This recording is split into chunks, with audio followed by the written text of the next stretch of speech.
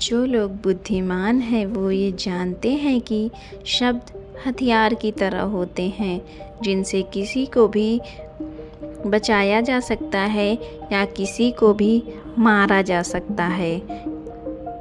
अब आप सोच रहे होंगे कि शब्दों से किसी को मारा कैसे जा सकता है, तो ज़रा सोचिए। ज़्यादातर आत्महत्याओं के पीछे किसका कारण होता है?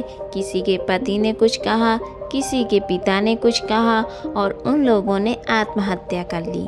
ये आत्महत्या किसके कारण हुई? वो पीड़ित के मन को इतना दुखी कर गए कि उसके मन में वो दुख सहना और ज़्यादा बर्दाश्त करना नामुमकिन हो गया और इसी वजह से उन्होंने आत्महत्या कर ली। ऐसा ही आपके शब्द किसी को नया जीवन प्रदान कर सकते हैं। जब कोई आदमी उदास होता है या दुखी होता है तो आपके शब्द उसमें एक नया जोश, एक नया उत्साह भर देते हैं और एक हारा हुआ आदमी अपने जीवन में एक नई शुरुआत कर सकता है सिर्फ शब्दों के माध्यम से, हमारी वाणी के माध्यम से। तो अब तक आप ये तो समझ ही गए होंगे कि हमारे शब्द हमारे जीवन को किस तरह निर्धारित करते हैं, शब्दों में कितनी ताकत होती है और किसी से बात करते वक्त हमें कितनी सावधानी से अपने शब्द चुनने चाहिए। आज की जो बौद्ध कहानी में आपको सुनाने वाली हूँ उसमें आपको सीधे सीधे तौर पर कुछ ऐसे तरीके पता चलेंगे, कुछ ऐसी परिस्थितियाँ पता चलेंगी जहाँ पे आपको हमेशा चुप रहना चाहिए। कुछ परिस्थितियों में अगर आप कुछ नहीं बोलेंगे तो वहीं आपके लिए सबसे ज़्यादा बेहतर होगा। इससे पहले कि आप इस कहानी में खो जाएं, इस चैनल को सब्सक्राइब ज़रूर कर लीजिएगा। तो चलिए कहानी को शुरू करते हैं। एक बार की बात है, एक युवा लड़का एक बार एक बौद्ध भिक्षु के पास पहुंचा। वो काफ़ी परेशान लग रहा था और उसने बौद्ध भिक्षु से जाकर पूछा कि हे महात्मा, मैं अपने आप से परेशान हूँ, अपने आप से दुखी हूँ। बाहरी रूप से मुझे कोई दुख नहीं है, मैं धन धान्य से संपन्न हूँ, मुझे कोई शारीरिक रोग भी नहीं है, लेकिन मैं खुद से परेशान रहता हूँ, अपने मन से परेशान रहता हूँ। अक्सर मेरी बातों का मेरा कोई भी दोस्त गंभीरता से नहीं लेता है और ना ही मेरे परिवार के लोग मेरी किसी बात को गंभीरता से लेते हैं। मैं जो कुछ भी सलाह देता हूँ या तो वो उसका मजाक उड़ा देते हैं या फिर उसे गंभीरता से लेते ही नहीं हैं। मेरी बातों को कोई गंभीरता से क्यों नहीं लेता है? क्यों मेरी बातों पर कोई रुचि नहीं दिखाता? क्या कारण है? कृपया मुझे बताने का कष्ट करें और मेरे मन के इस दुख को दूर करें। ये सुनकर बौद्ध भिक्षु ने कहा कि आज सुबह मैं चलित ध्यान करके वापस आ रहा था। रास्ते में कुछ कौवे काँव काँव कर रहे थे और वहीं पर जब मैं चलता हुआ कुछ दूर आया तो मुझे एक मोर की मधुर आवाज़ सुनाई दी। ये सुनकर अचानक मेरे मन में ख्याल आया कि कौवा कितना काँव काँव करते हैं, कितना बोलते रहते हैं, लेकिन कोई भी प्राणी कौवे की आवाज़ को पसंद नहीं करता। मोर हमेशा सही परिस्थिति के हिसाब से बोलता है। जब भी बारिश होने वाली होती है और बादल गरजते हैं और बारिश होने की आशंका होती है, ऐसे में मोर अपनी मधुर आवाज़ में गाता है जो सभी को प्रिय होता है, सभी को अच्छा लगता है। ऐसे ही अगर इंसान सही परिस्थिति के हिसाब से सही शब्द बोले, सही वाणी बोले, तो वही वाणी दूसरों के लिए संगीत हो जाती है, संगीत बन जाती है और दूसरे लोग तुमसे सम्मोहित हो जाते हैं और वहीं पर तुम्हें सब लोग गंभीरता से लेने लगते हैं। और दूसरी तरफ अगर तुम यूं ही बेफजूल ऐसे ही बोलते रहते हो, बिना किसी बात के बोले चाले हो जाते हो, तो फिर तुम्हें कोई गंभीरता से नहीं लेता। तुम उस कौवे की भांति हो जाते हो जिसकी वाणी कोई पसंद नहीं करता और बाद में तुम्हें दुख होता है कि तुम्हें कोई गंभीरता से क्यों नहीं लेता। इसलिए अपने शब्दों को बेहद बुद्धिमानी के साथ इस्तेमाल करना सीखो। अगर तुम नहीं सीखोगे तो समाज में तुम्हें कोई सम्मान या कोई गंभीरता से नहीं लेगा। ये सुनकर वो युवा लड़का बोला कि हे महात्मा, मैं जानता हूँ कि मैं ज़्यादा बोलने की बीमारी से ग्रस्त हूँ, मुझे इतना नहीं बोलना चाहिए, लेकिन मैं अपने आप पे काबू नहीं रख पाता और ना ही मैं इतना बुद्धिमान हूँ कि मैं अपने शब्दों को नाप तोल कर बोल सकूँ। मैं तो किसी से बात करते वक्त इतना सोचता भी नहीं हूँ कि मुझे अपने शब्द किस तरह इस्तेमाल करने हैं। कृपया करके कुछ ऐसी परिस्थितियाँ बता दीजिए जहाँ पर मुझे कम बोलना है या फिर बोलना ही नहीं है, हमेशा चुप रहना है। अगर आप मेरा ऐसा मार्गदर्शन कर सकते हैं तो मेरा जीवन आसान हो जाएगा और मुझे ज़्यादा दिमाग या अपनी बुद्धि लगाने की भी ज़रूरत नहीं पड़ेगी। यह सुनकर बौद्ध भिक्षु ने मुस्कुराते हुए कहा कि बेटा, वैसे तो इंसान को हर परिस्थिति में सोच समझ कर ही बोलना चाहिए, लेकिन वो अगर हमेशा होश में नहीं रह पाता तो ध्यान में नहीं रह पाता। तो मैं तुम्हारे दैनिक जीवन की कुछ ऐसी परिस्थितियाँ बता रहा हूँ जहाँ पर तुम्हें हमेशा चुप रहना है। अगर तुम ऐसी जगहों पर कुछ बोलोगे तो तुम्हारा अपमान ही होगा या फिर तुम्हें कोई गंभीरता से नहीं लेगा। सबसे पहली जगह है या यूं कहें कि ऐसी परिस्थिति है जहां पर इंसान को हमेशा चुप रहना चाहिए। वो है जब किसी ऐसे विषय के बारे में बातचीत हो रही हो जिसके बारे में आपको कोई जानकारी ना हो, तो ऐसी परिस्थिति में व्यर्थ में बीच में टांग अड़ाना, अपना ज्ञान देना, व्यर्थ का ज्ञान, आपको कुछ पता नहीं है लेकिन फिर भी आप अपना ज्ञान देने के लिए उत्सुक हैं, तो ऐसी जगह पर आपका अपमान ही होगा।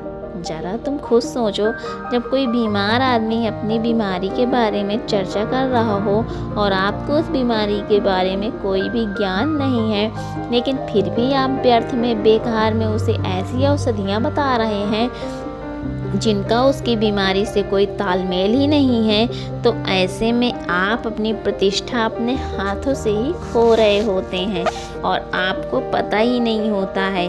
ऐसी परिस्थिति में आदमी को हमेशा सुनना चाहिए और ध्यान से सुनना भी एक कला होती है।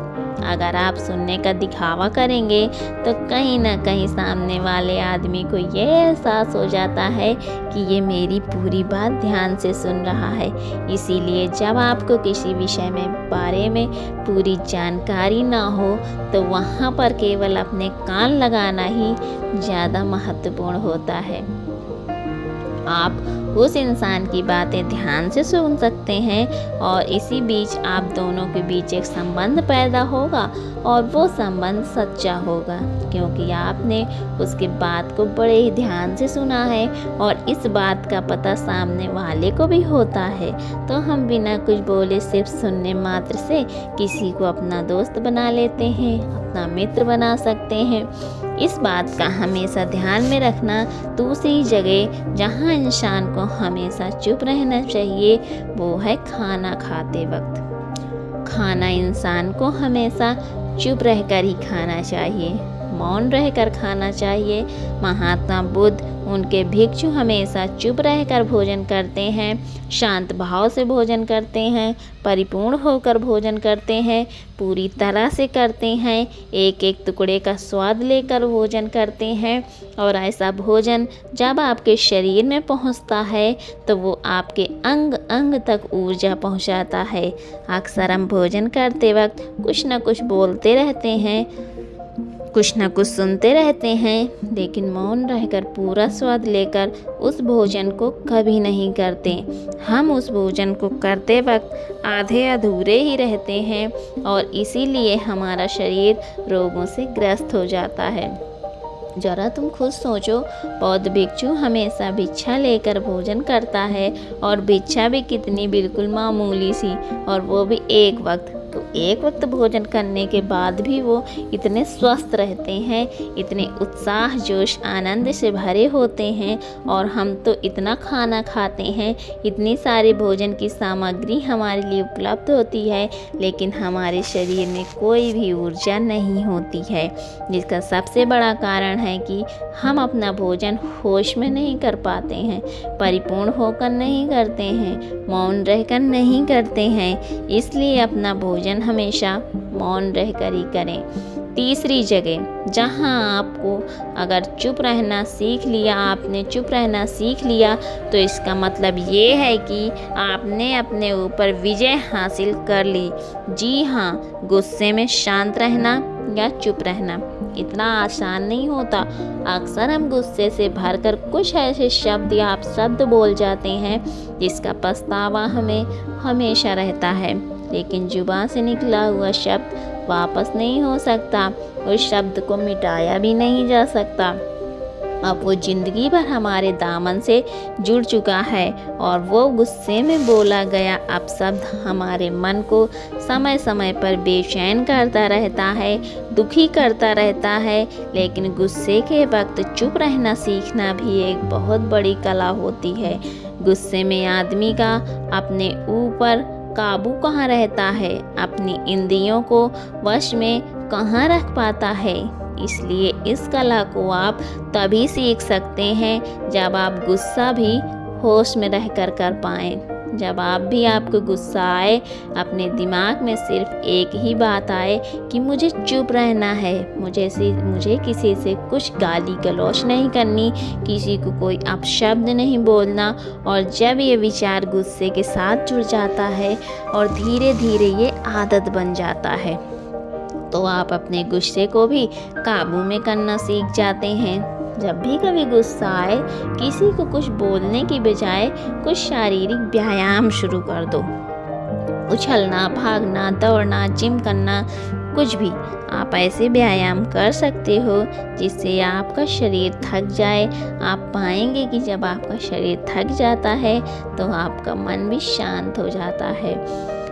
आपने उस गुस्से की ऊर्जा को एक सकारात्मक रूप दे दिया, और यही बुद्धिमान व्यक्ति की पहचान होती है, जो दूसरों को तानों से भी अपना घर बना लेता है, अपनी कामयाबी के रास्ते निकाल लेता है। वही सच में बुद्धिमान आदमी है। जो जहर को भी दवा बनाकर इस्तेमाल करना सीख जाए, वही असली बुद्धिमान होता है। चौथी जगह जहाँ आप चुप रहेंगे तो आपके लिए वही सबसे ज़्यादा बेहतर होगा, वही आपको सम्मान दिलाएगा।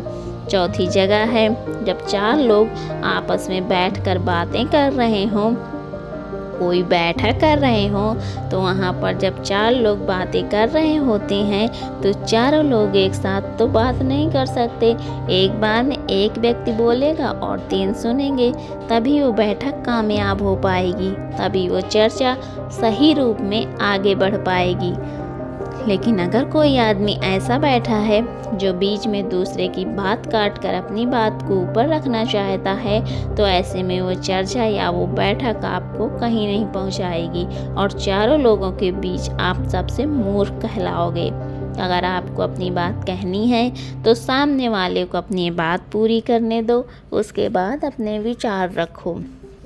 यही एक पुरुष फिर कहीं अच्छे आदमी की पहचान होती है। और आखिरी जगह, अगर हमारे पिता हमें कुछ कह देते हैं, हमारे बड़े बुजुर्ग हमें किसी बात पर डांट देते हैं या हमें थप्पड़ भी मार देते हैं, तो ऐसी जगहों पे आपका चुप रहना ही उनके प्रति सम्मान दिखाएगा, उनके प्रति आदर का भाव व्यक्त करेगा, उनके प्रति आदर का भाव व्यक्त होगा। अगर आप उनके सामने उनका विरोध कर देते हैं, उनका प्रतिरोध कर देते हैं, तो वो गुस्सा तो थोड़ी देर बाद शांत हो जाएगा, लेकिन वो कही गई बात तो विरोध किया हुआ शब्द या फिर कुछ भी उल्टा सीधा हमेशा आपके मन को सताएगा और आपके माता पिता को हमेशा यही लगेगा कि आज ये हमारी इज्जत नहीं करता, आज ही हमारी बात नहीं मानता, क्योंकि ये कमाने लगा है, ये बड़ा आदमी बन गया है। ऐसी ऐसी बातें उठेंगी, ऐसे ऐसे तंज कसे जाएंगे। इसलिए ऐसी जगह पे आप मौन रहें, चुप रहें, कुछ मत बोलिए, अपने गुस्से को अपने अंदर ही पी लीजिए, कुछ व्यायाम कर लीजिए, भाग लीजिए, दौड़ लीजिए, आपका मन अपने आप शांत हो जाएगा। आखिर में बौद्ध भिक्षु ने अपनी बात को ख़त्म करते हुए कहा कि कम शब्दों में अपनी भावनाओं को उतारना सीखो। शब्द हथियार की तरह होते हैं, बोलो तो होश में, बोलो ध्यान से। जीवन शैली ऐसी बना लो कि आप जब भी बोलो पूरे होश में रहकर बोलो, पूरे आनंद के साथ बोलो, पूरे प्रेम के साथ बोलो। ऐसी वाणी बोलो जो दूसरे के दिल को ठंडक पहुंचाती है, दूसरे के मन को शांति देती हो, और वो तभी संभव है जब आप प्रतिपल होश में रहकर बोलें। इसके बाद वो युवा लड़का बौद्ध भिक्षु से सामने नतमस्तक हो गया, उनको प्रणाम करते हुए अपने घर लौट गया। तो दोस्तों, आशा करती हूँ कि आज की कहानी से आपको सीख ज़रूर मिली होगी। तो मिलती हूँ आपसे अगली कहानी में। तब तक के लिए अपना ख्याल रखिए। वीडियो में अंत तक बने रहने के लिए आपका बहुत बहुत धन्यवाद।